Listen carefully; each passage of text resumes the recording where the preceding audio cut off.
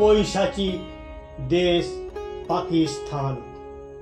কাশ্মীরের পহেলগাঁয়ে পাকিস্তানি জঙ্গিরা কেড়ে নিল তরতাজা ২৬ জন হিন্দু পর্যটক ভাইয়ের প্রাণ।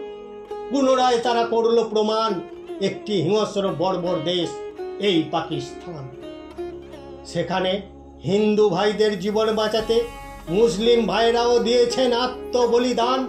গুলিবিদ্ধ হয়েও বুক চিতিয়ে তারা রক্ষা করেছেন ভারত মাতার সম্মান।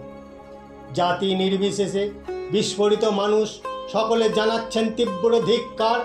পর্যটকবিহীন ভূস্বর্গ কাশ্মীরে আজ নেমে এসেছে ভয়াবহ অন্ধকার। ধর্মের নামে হত্যায় মত্ত এই পাকিস্তানি রক্ত পিপাসুদের দল সেই দানব দেশ ভাবতে পারেনি ভারতবর্ষ নয় কভু দুর্বল।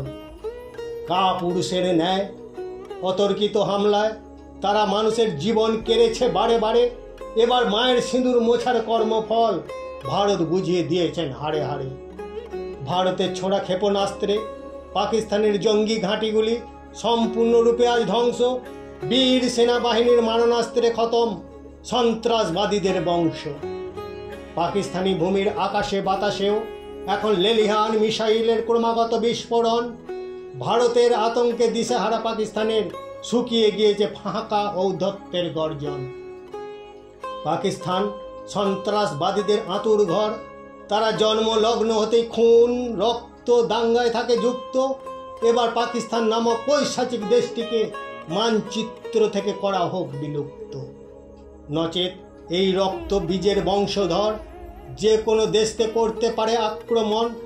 তাই তাদের নির্মূল করতে ভারতের বিরতিহীন মহাযুদ্ধের বিশেষ প্রয়োজন। ভারতকে বাঁচাতে লাগে না ধর্ম, ভারতবাসী করে না মৃত্যু ভয়। তাই গর্ব করে বলি আমরা, ভারত মাতা কি জয়।